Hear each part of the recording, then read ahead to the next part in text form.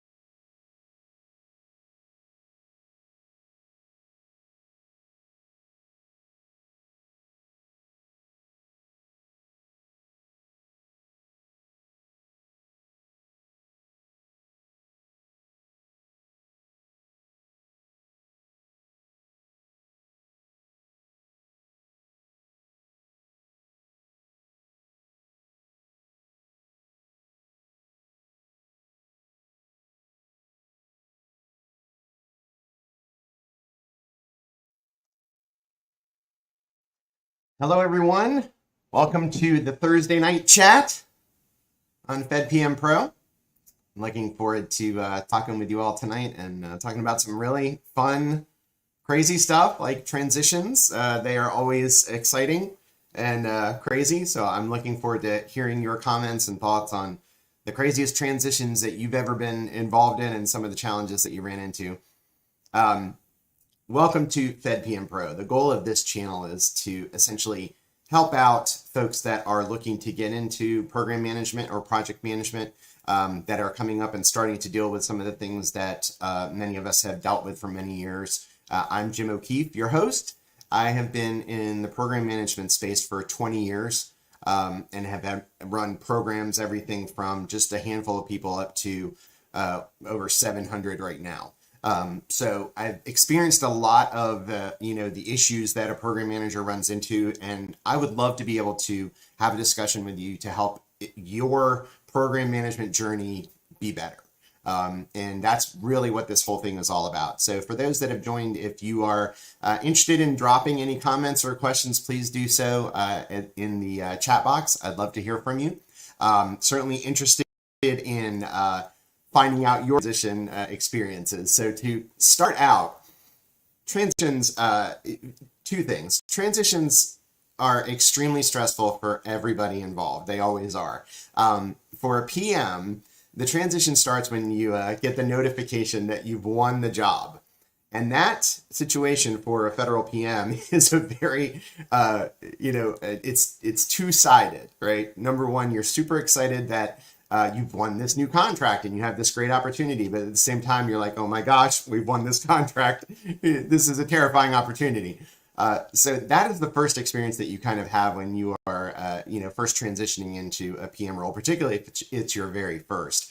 But there are also situations where you can go into a completely brand new contract where there isn't an existing incumbent or an existing vendor, and you have to kind of start from scratch. So transitions can involve moving from one vendor to another or just coming into a completely new contract and starting from scratch. And they are both unique and interesting. And I'm sure many of you that are watching have your own stories and experiences with transition. So tonight, what I wanted to do is just give you top 5 with some spares. So if you hang on until the end, you'll get a couple of extra suggestions around transitions. But the idea being that I'd like to share some of the challenges that I've gone through, certainly some of the ones that stick in my mind the most to try to prepare you, and then, certainly answer any questions that you may have, but also to assure you that you will get through them.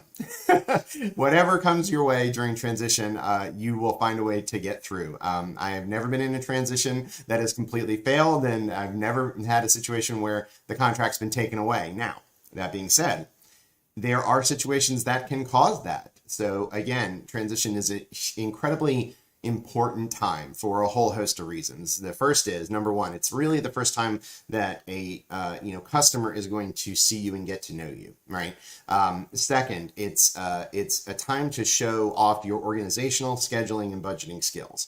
Right, it's an opportunity for you to get things put together, get them rolling, and get operations going as quickly as possible. It's also an opportunity for you to show your leadership skills to your team.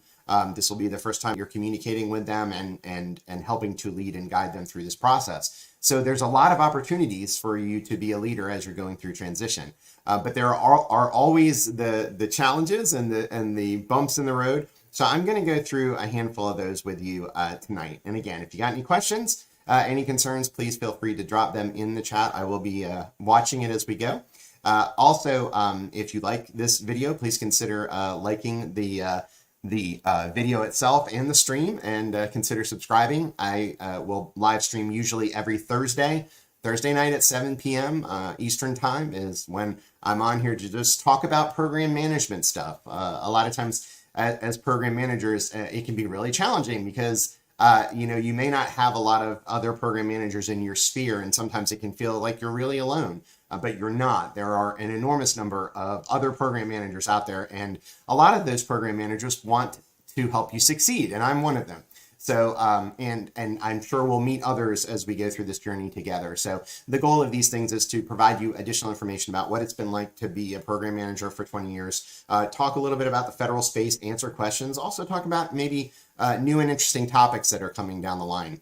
I spoke last week about Chat GPT, and I'm going to be speaking about Chat GPT next week a little bit. So we'll try to intermingle some current affairs in with the topics about talking about federal program management. So I look forward to walking this process with you and helping you to succeed in your program management journey.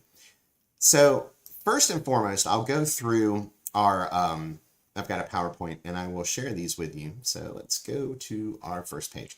I always start with just a little couple notes about the chat. I always call these an AMA, AMAA, ask me almost anything. And the reason I do that is because there's a couple of rules around this that I'll mention.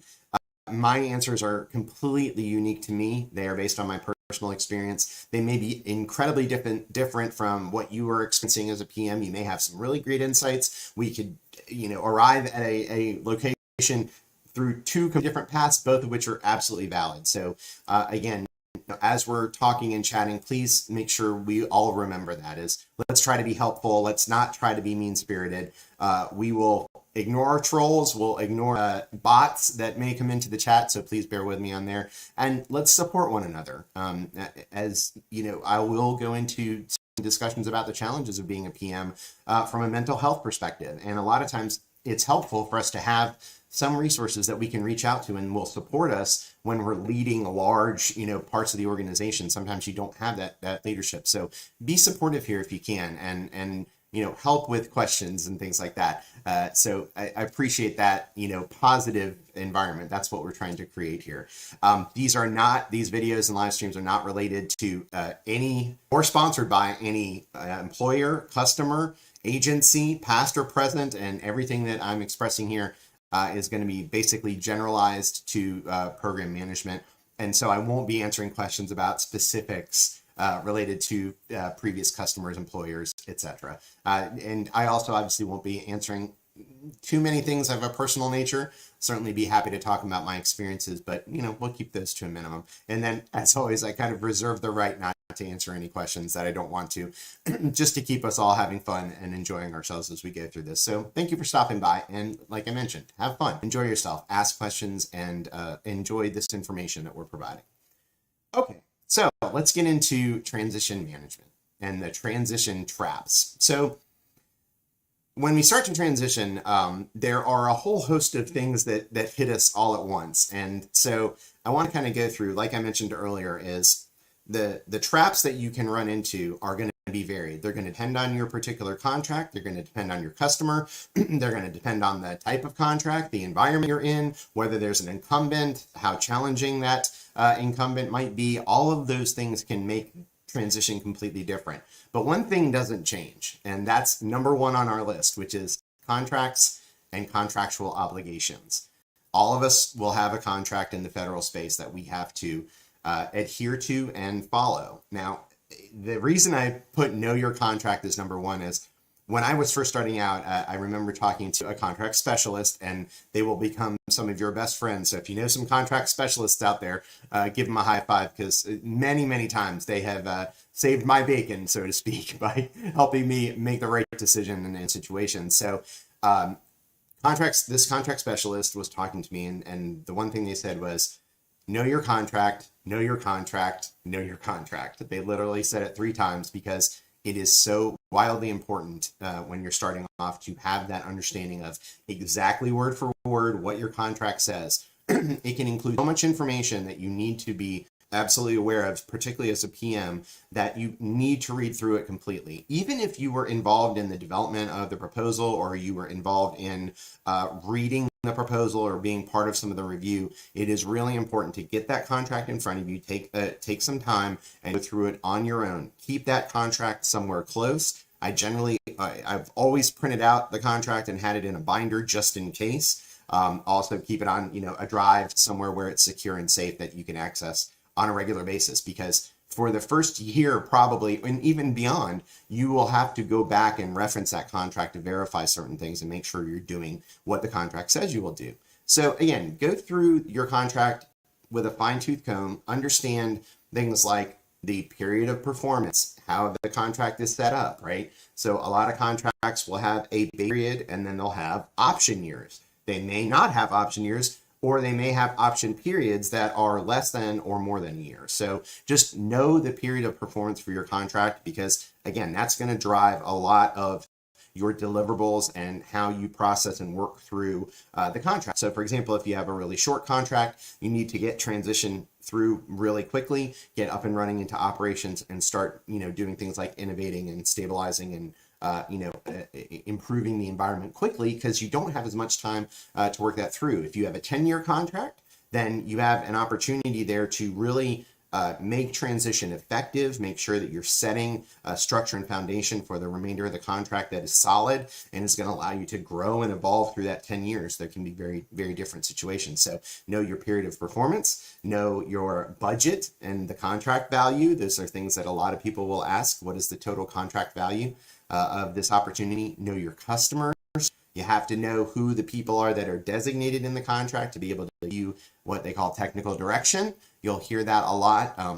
There are, in the contract, it's going to talk about things like your contracting officer. It might talk about a core, a contracting officer representative. You might also hear things like a TPOC, a technical point of contact. There's a dozen different acronyms that can be identified within the contract. And that's going to be super helpful, because you're going to want to know who those people are, because in a lot of situations, they are the only ones that can contractually direct your contract to do things, right? So you need to be really careful about how those interactions work. In the federal government, it is particularly important to make sure that you are only taking direction from an authorized government employee that is telling you, as part of their position on the contract, that you can do these things or asking you to execute work. So it's really important to know those names and who they are. Also, when the contract is evaluated and your performance is evaluated, a lot of these folks can be on a technical evaluation board, or they can be part of an award fee discussion if you're a cost plus award fee contract, where they every 6 months might evaluate your contract and give you a rating from 0 to 100, and that percentage is then multiplied by an award pool, and you'll actually get additional money as a result of that you can use either on your contract or as profitability for the company. So it's super important to know all those people and how that process works.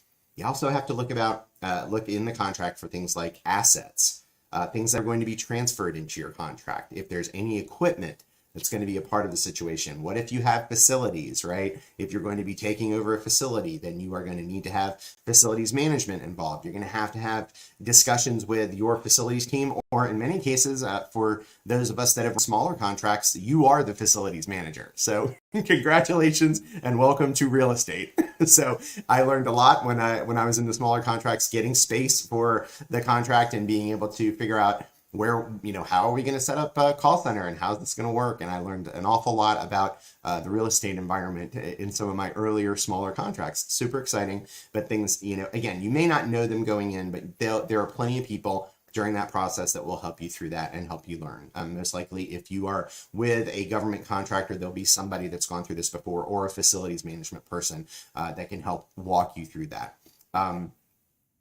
It's in the contract. It might identify specific actions that you are required to take, like it might specify clearances or specific access to facilities that are required. It may talk about confidential information and how you have to manage it. So again, a lot of these clauses, just take the time to read through them in your contract. I promise you, if you memorize that contract or have it darn close to memorized, then when most of the big questions come up about, what have we proposed? What are we supposed to deliver? What are my deliverables? Those things are going to be available to you, and you're going to be able to act on them quickly. So again, like I mentioned, the other piece about the contract itself is, what did you propose that you were going to do? It's really important that you reread your proposal, right? So you get your contract and you also get your proposal. It might be a statement of work that you created. You may be operating off of a list of objectives or those kinds of things, but you put a response in.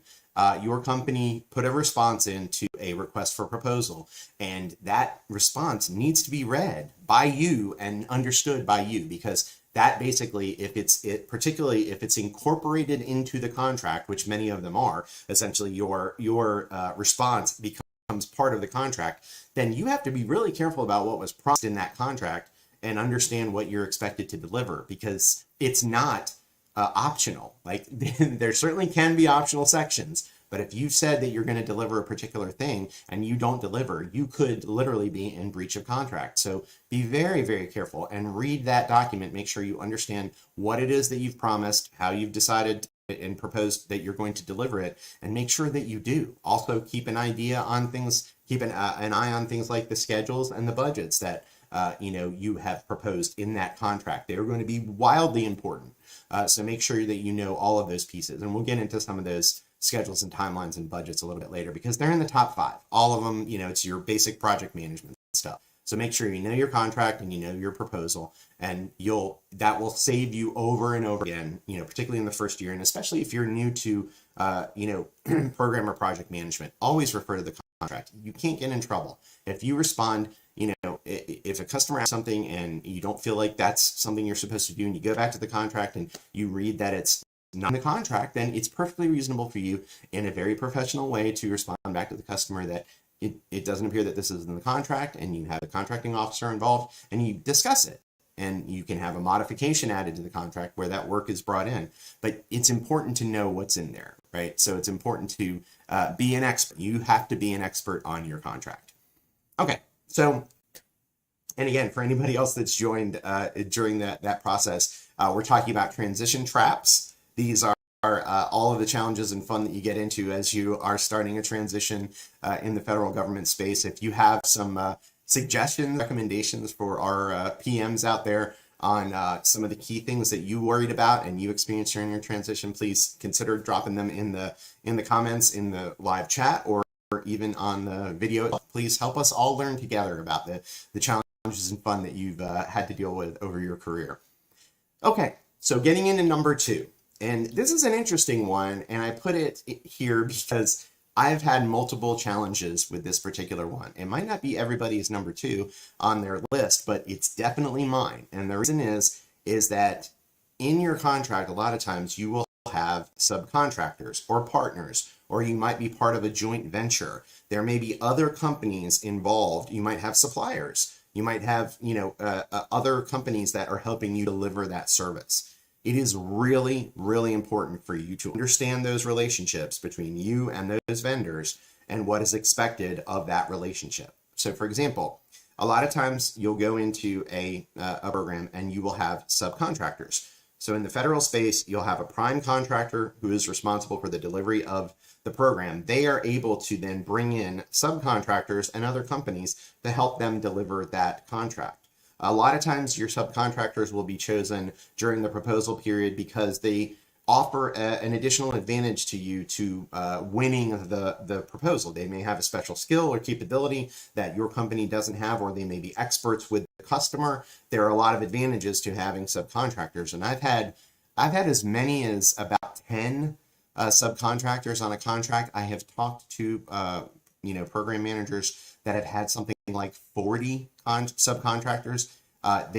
You can have any number. There's no limit really to that, other than manage your work share, which I'll get into. But so be aware of what you've proposed and what you just heard me say, work share.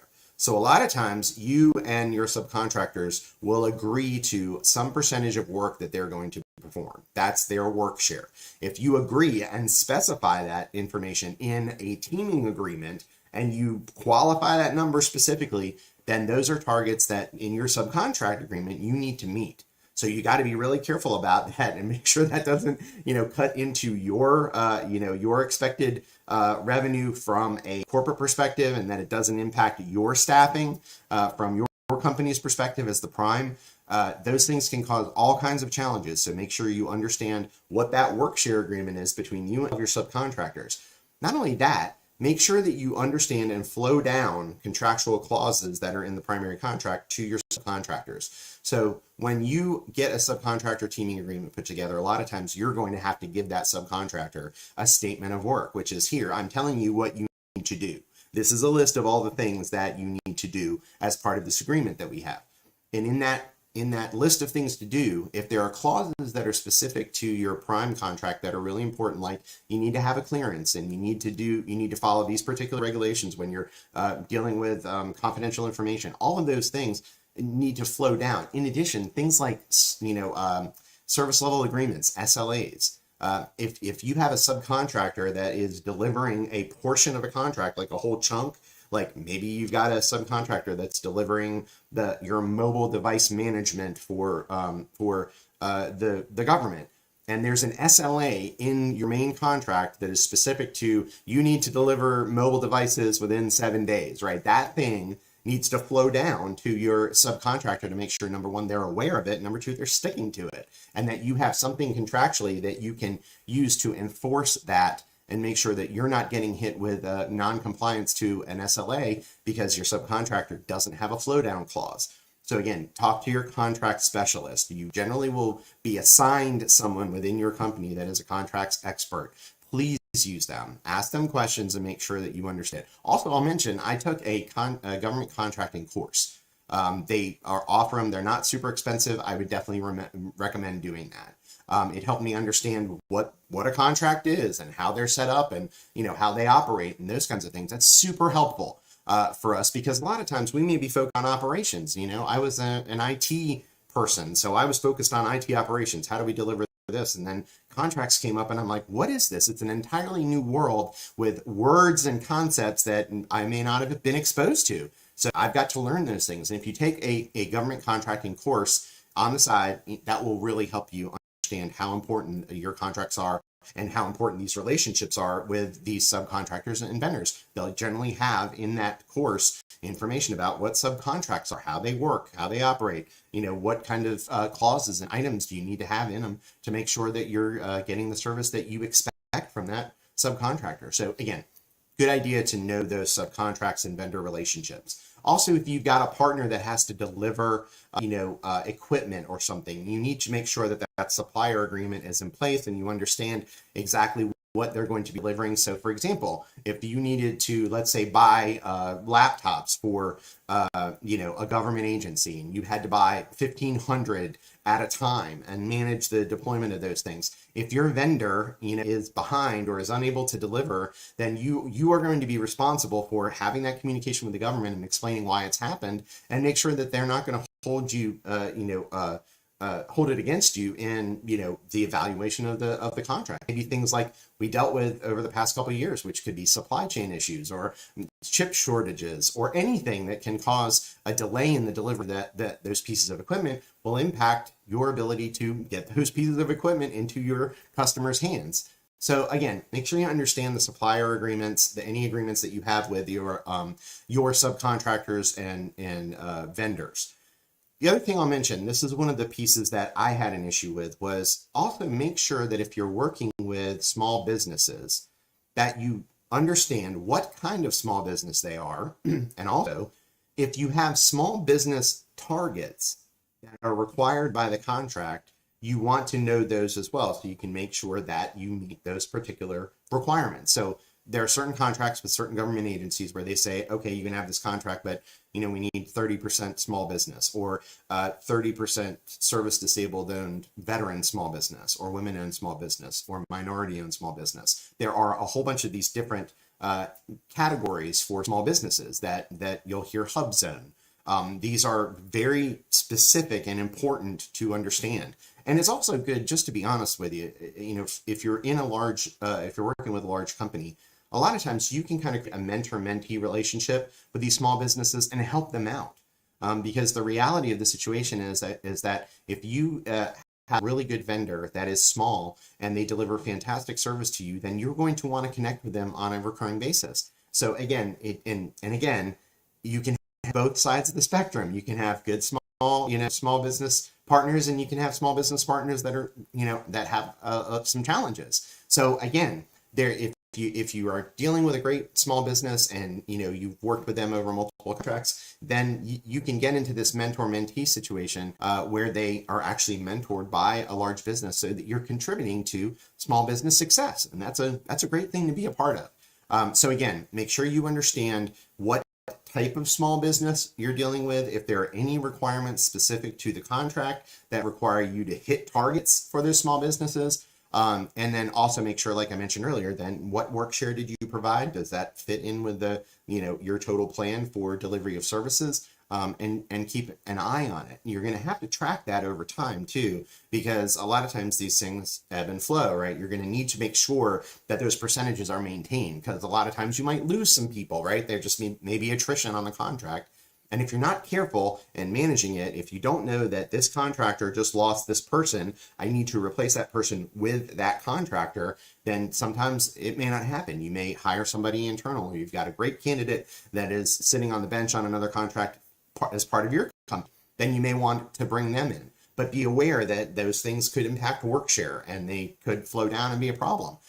There are also going to be, targets and goals for you as a large business that you might have to adhere to too. Like your company may want over time to increase the percentage of people on the contract that are the prime contractor. That can be a goal that a large business could have. So over time, you might want to transition and transfer folks into your particular company. Again, it's all dependent upon the goals of your company, the contract that you have, and a relationship and contracts that you have with your subcontractors and vendors. So be aware of them. And the last thing I'll mention is that this is what caught me off guard, is when you are starting to do your staffing plan, and honestly, that should be done way before transition.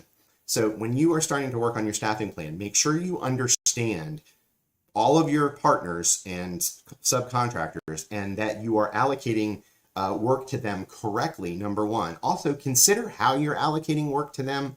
So, for example, a couple things. Number one, it's hard to work with subcontractors that you have put in management roles, so senior management roles on the contract. Sometimes you have to do that as part of the agreement that you have with them.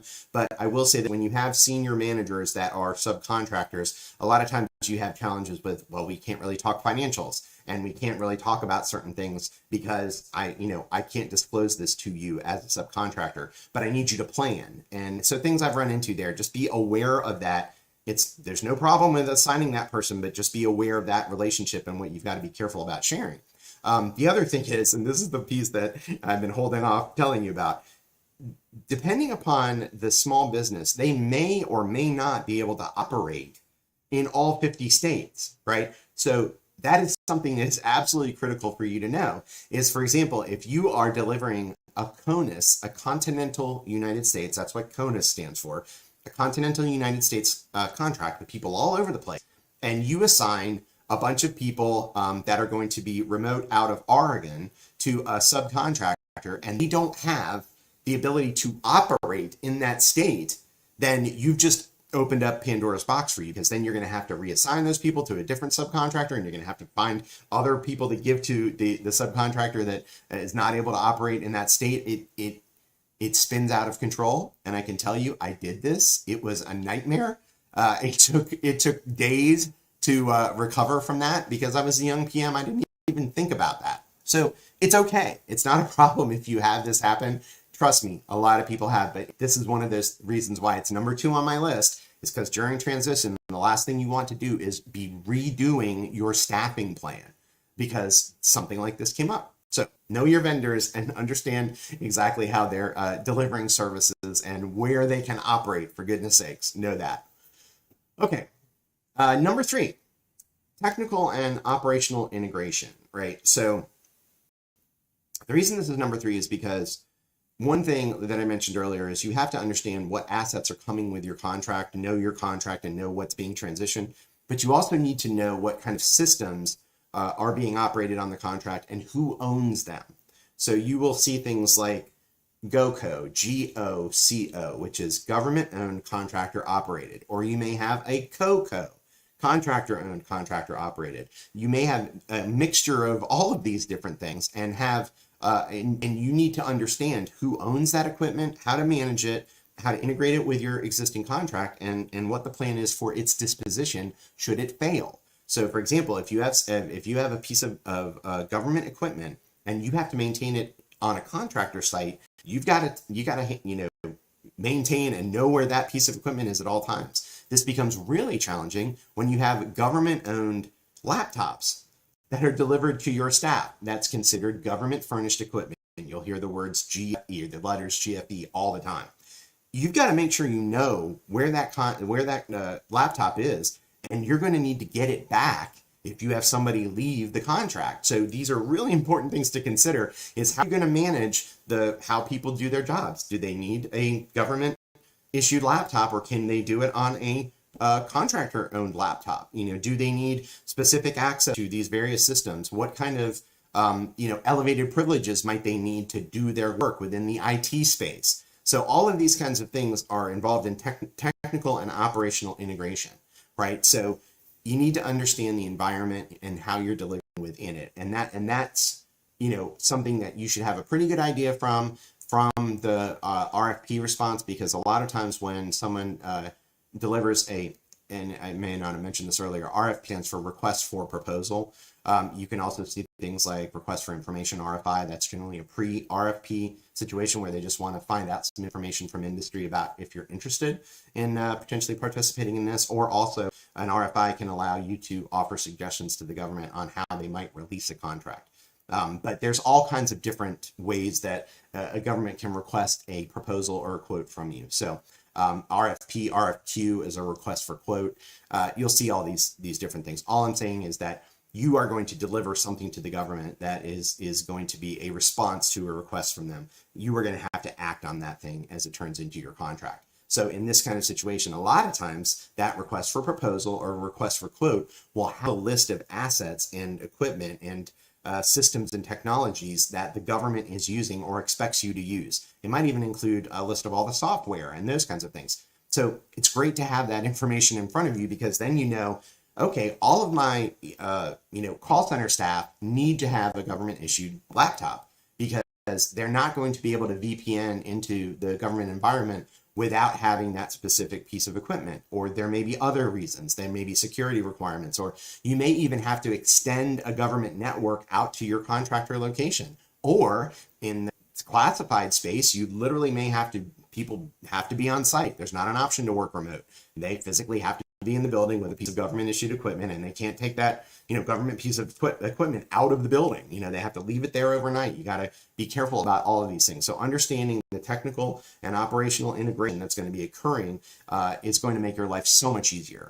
So make sure you understand that. What kind of plan are you using? Can you deliver what you proposed? Is everything where it needs to be? Do you understand all of the technologies that you're going to be integrating? And also, as I mentioned earlier, you have phases like during transition, you want to focus on stabilization. You want to get the environment to where it's at least as good as it was when the other contractor left, if there's an incumbent, or just get it up to a stable state if you're coming in new. So stabilization is the name of the game when you're coming in to do a transition, because the faster you stabilize and get things running and operating, the faster you can get out of transition and begin doing things like innovating and moving your contract along and delivering emerging technologies and better cool stuff to the government. So again, make sure you understand systems, the processes as well. So I'll mention processes here. So a suggestion that I would have for you is Tiger teams are great. This is a group of people that are focused on a specific thing. So for example, as a PM, there's a handful of key roles that I would mention. The smaller the program, the more those key roles are going to be you. Okay, so that's okay. But the larger the program, the more these get to be split out.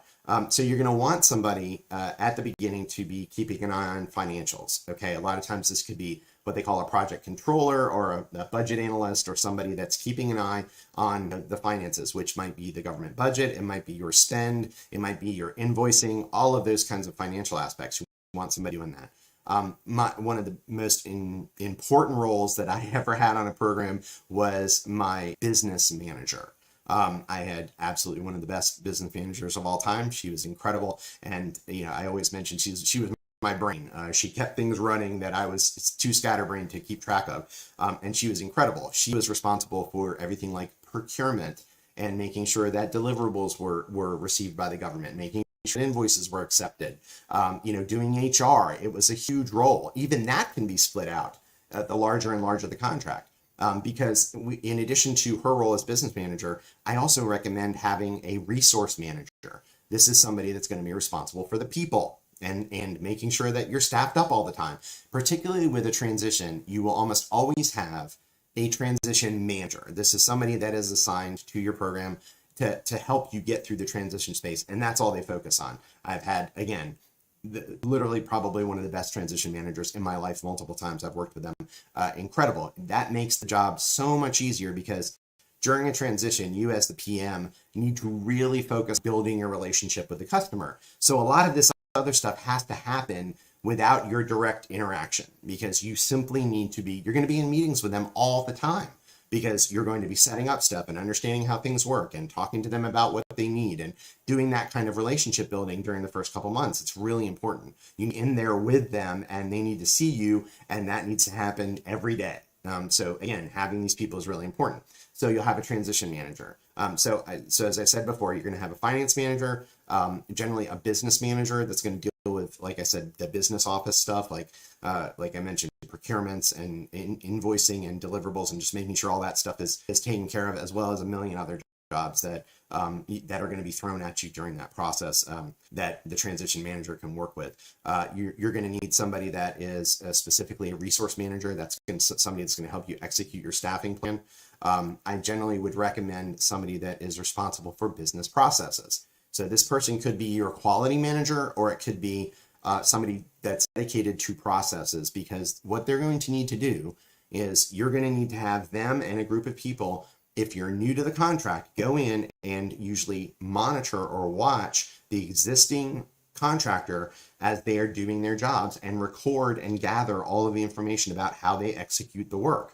So you need somebody that's going to be capturing all this. And also they're going to be capturing things like what's the current knowledge base? Like, where are key documents that are provided either from the government or the previous incumbent contractor that you need to get your hands on, read, and put into your own, repository. So you want somebody that is just dedicated to that works each part of your organization and says, did you get all of the documents that you need? Did you have an opportunity to mirror the staff when you were coming in? Did you get an opportunity to talk to maybe the government lead over that particular area? And they can check off all these boxes if they're focused on the business and quality delivery piece. And then, certainly last but not least, you're going to have a contract specialist and somebody that's responsible for the contract side of the house, which is, did you meet all your deliverables? The quality manager also, by the way, can be responsible for SLAs.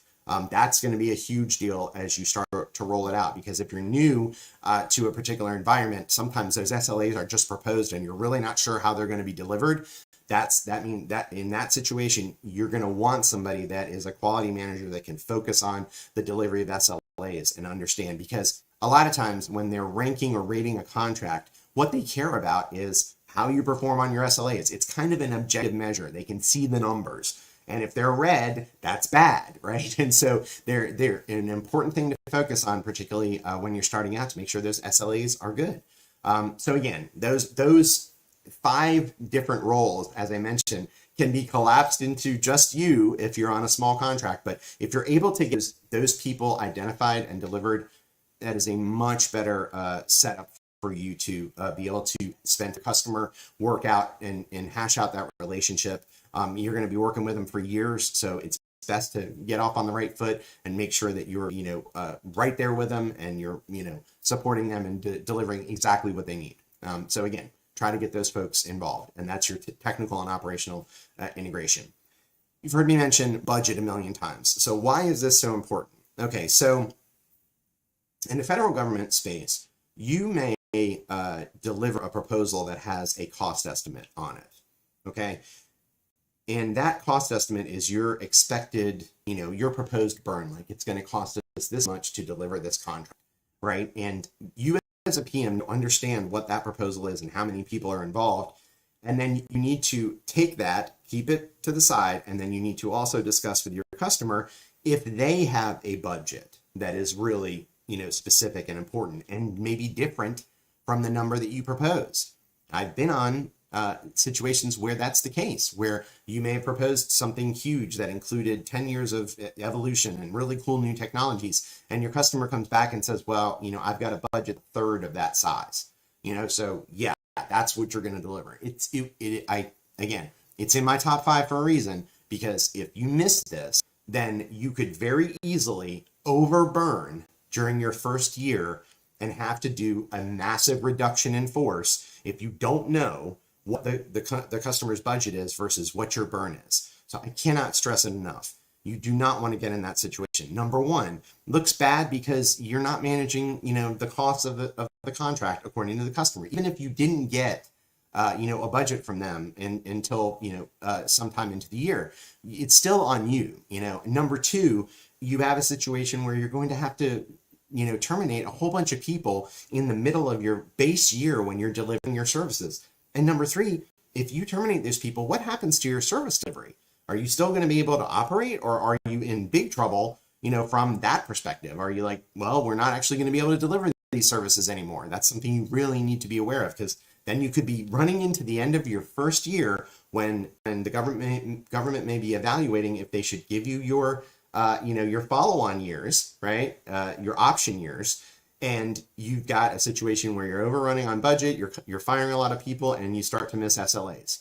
It is absolutely the worst possible situation that you can be in. So again, try to figure out very, very early on what the budget is you need to hit, and hit that budget. One of the biggest things that PMs care about is making sure that that budget is hit, right? You want to hit it. You can't overrun. In many situations, the government simply doesn't have any more money. So if you overrun that budget, you're eating all of that cost. It's coming straight out of your bottom line, because the government's not going to give you more money unless it's obligated and allocated to the contract. So be really careful. You got to make sure that you're tracking all of that stuff. It is one of the most important pieces, particularly during transition and as you kick off your first year. So really be careful. The other thing, be super careful about changes in scope. When you're having discussions with your customer and you have this really cool idea, like, oh, I'm delivering a service desk, and what I'd really like to do is I'd like to add this kiosk capability. It's really cool, and it'll allow your customers to come on in, and all they got to do is walk up to this kiosk and they get magic IT equipment. That sounds like a great idea. And the customer says, oh, I love that. Yes, let's do that. And then now you're stuck with trying to deliver this kiosk, but you haven't talked about, well, customer, that's actually going to cost an extra $150,000 to develop that system and deploy it and do all those kinds of things. Be really careful when you're talking about scope elements, right? You got to be really, really careful that you're not adding scope without commensurate cost, right? So you can't just continue to add scope without talking to the government about, hey, I just added 14 people. That's going to cost extra money. Is it in the budget? Do you have allocated finances? Are we sure? Double, triple check those things before you start to hire people. So again, scope creep happens all the time. I think, if you've been a PM for any amount of time, you've dealt with scope creep. And that can be, internally driven from yourself because you put a great idea and you really wanted to execute it and make your customer happy, but they didn't have any extra money. So what do? Well, that's, we have to innovate. It's part of our innovation plan. Then who pays for that? And you can very quickly get out of whack between, something like the scope of the contract and the what the government can pay and budget and what you can charge them. So keep all that in mind. Changes in scope and requirements need to be documented. You generally are going to want to deliver a response request to the change in scope. You want to document it, respond to it, and provide a cost estimate with the change in scope back to the government. It's the best, safest way. It'll cover all your bases. And like I mentioned, you also want to include the basics of project management. You want to schedule, and you might even talk about resource requirements. You just want to have an idea, because sometimes too, scope changes may be compression or expansion of timelines that you've also got to be aware of. If you have you say, okay, we have a 3-month transition. 3 months is very common. It's not always what it is, but 3 months is a common time for transition for you to get through and start delivering that contract fully after those 3 months. Now, what happens if in the middle of this, the government, says, well, I know we said 3 months, but hey, we've got this big thing happening in 2.5 months. We need this thing to go live here. And you say to the government, well, okay, that is a compression of time. Number one, we may not have the resources to deliver this to you in that time frame. Or number two, it may add risk to the delivery of this thing, or both. So again, to really be careful about how you respond and how you look at those kinds of requests from the government. Always, I can't stress this enough, always respond in writing. Always, no matter what. I can't stress that enough. And save everything, right? Save everything that you provide back to the government when it comes to anything like changes in the contract, right? Those changes are going to need to go through a contractual modification, and they're going to need to be documented. And you keep every shred of documentation that you have around that. Make sure you have a folder, whether it's electronic or physical, just make sure you've got it. Because if you get down the line, a couple months, everybody forgets. What did we talk about? Was that a thing? Did that really happen? And unless you have the documentation where you had this discussion and per this meeting, this is what happened and this is what we agreed to, that it doesn't exist. So a lot of times you'll hear service desks say, if it's not in the ticket, it didn't happen. If you don't have it documented, it did not happen. So please, please, please, it has saved me over and over again to make sure that I've documented all of the information. And that information is not just about changes, but it's also really good to document good things that you've done, innovations that you've put together, or ways that your customer may have given you kudos along the line. Keep all of that, because when you get ready for an award fee, or you get ready for an evaluation, or a contractor performance assessment, a CPAR, which ends up, it can be public record, where they evaluate your performance over a year, then you want to be able to provide these artifacts to the government and say, FYI, this is what we did during this year. I want to make sure you remember it, because they and you will not just get it from memory. They won't even remember it. But then if you've got this in documentation, you can hand it to them and say, hey, just an FYI, these are the things that happened over the last 6 months. And they'll be like, oh, wow, yeah, I forgot about that. And you'll be the same way. When you get it from your leads, you'll forget about it. And the other thing I'll say about documentation, and I know I'm running on this, but I can't stress it enough, is if you have groups underneath you, make sure that you are documenting this stuff on a monthly basis at a minimum. Because if you go beyond a month and you try to get it all documented in a quarter, you will literally forget 50% of the things that you did during that time. If you do it each month, then you can kind of add it all together. And when you have to give a quarterly review, or you have to give a mid-year review, you're going to have the documentation already there. It's a great opportunity for you to collect all that in, put it together, and have it in one nice document to give to the government. And it's less stress. Trust me, you don't try to remember and document 6 months worth of work in 2 days. So yeah, definitely retain that stuff up front. Get a data management strategy. I got to stress this too. I've run into this a bunch of times. There are tons of repositories that you use to figure out what you're going to do and use that system. You might have, like I've run into this many times, like where I'll have Teams, I'll have SharePoint, I'll have my email, I'll also have things like Zoom, and all of these elements might even have chat associated with them. And I'll also have texts on my phone, and I'll also, have to write down what I had on a phone call when I just, so I've got a OneNote. And literally it becomes overwhelming to have all these things scattered around in all different locations. So think about a data management system when you're doing all of this. So make sure you've got your budget there, you've got your contract, and you've got notes that are related to contract performance all in one place. Can't stress it enough. It will be extremely beneficial to you in the long run.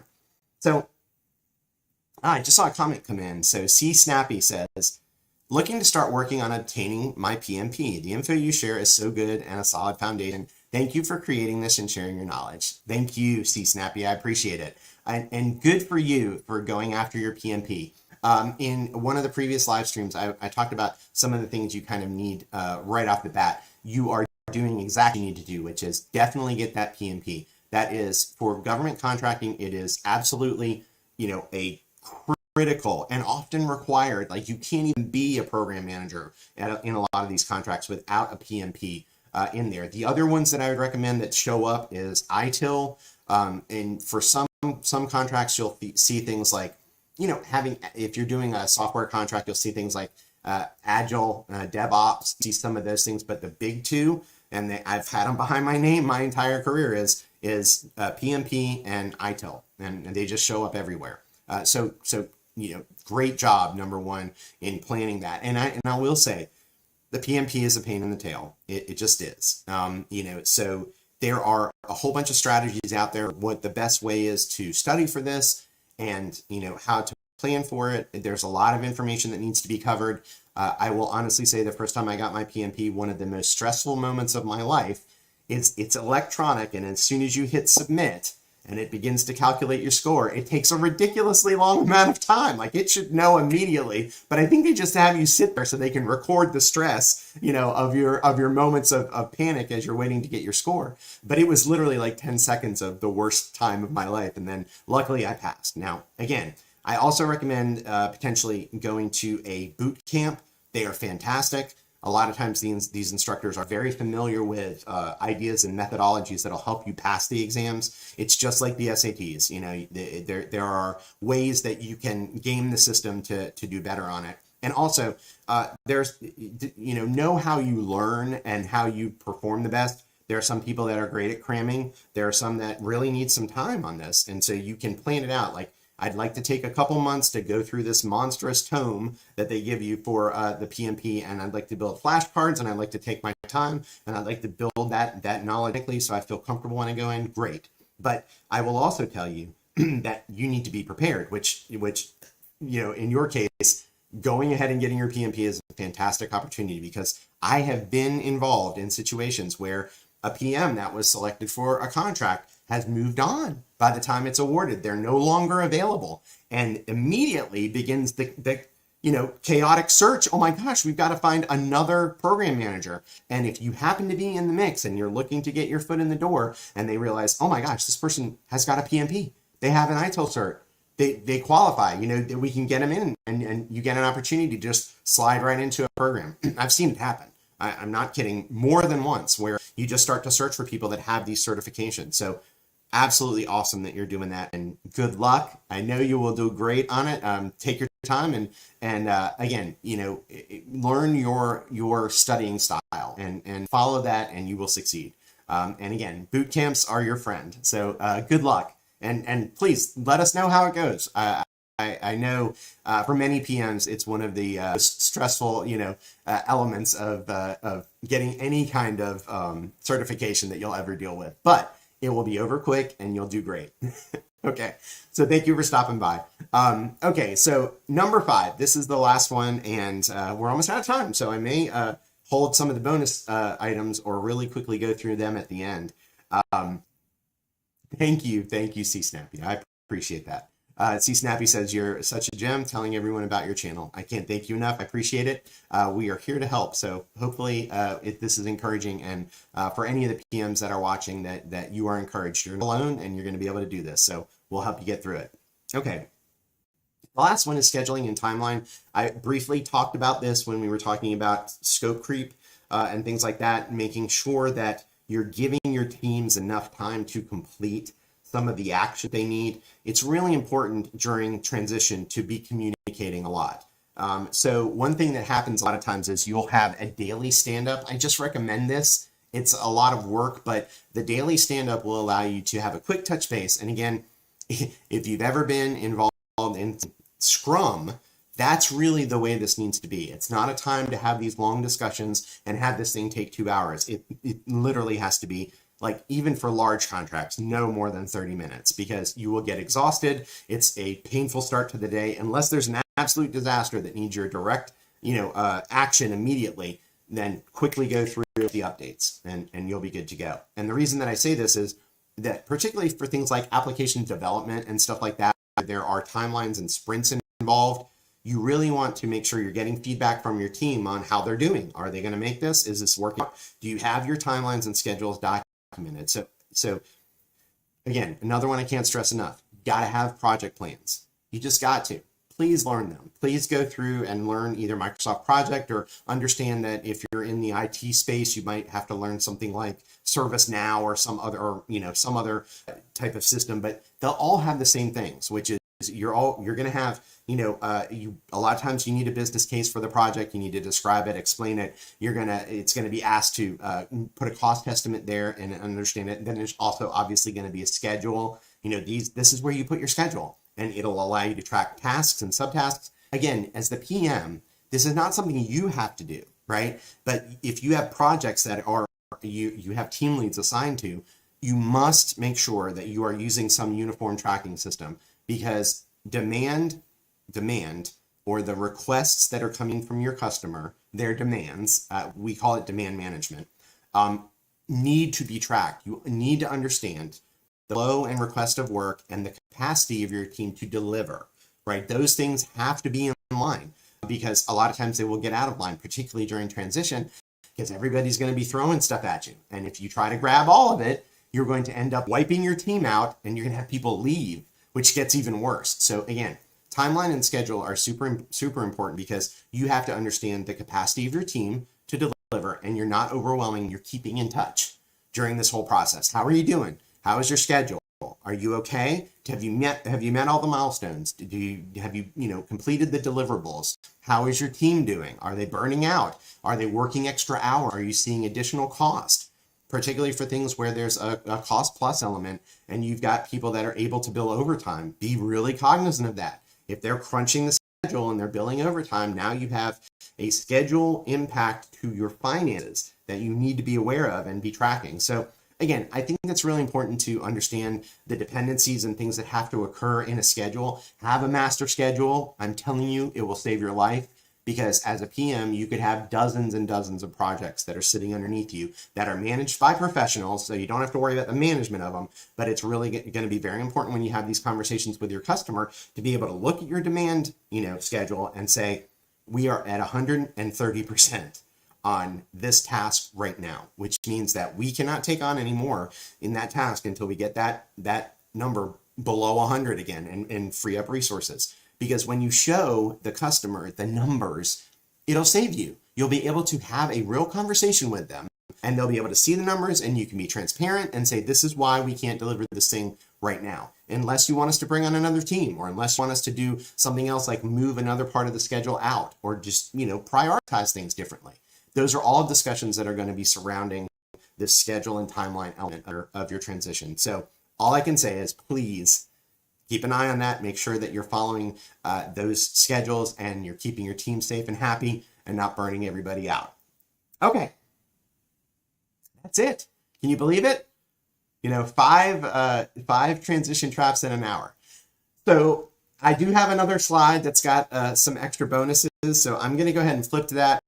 We've only got about 2 minutes left, so I won't spend a lot of time on it. But there are tons and tons of other mini transition traps that you're going to run into. So just be aware, this isn't a definitive list, and hopefully other PMs can share experiences they've had and transitions that they see that you need to watch out for. Big landmines that are sitting out there that I may never have run into. We can all share and help each other, because again, learning together as PMs is going to be the best thing we can possibly do. I can't stress this enough. When you become a PM, the number of people that can relate to your life changes dramatically. Okay, because a lot of times your subordinates are not going to understand how many people are vying for your attention and why. Also, the managers that are above you are not managing day-to-day operations, so they may forget what it was like to have people constantly asking for your time. So again, it's hugely important for you to have a support structure and find other PMs and watch videos like this to be encouraged that you're not alone. There are tons and tons of PMs out there that are going through the things that you are, and we can make it.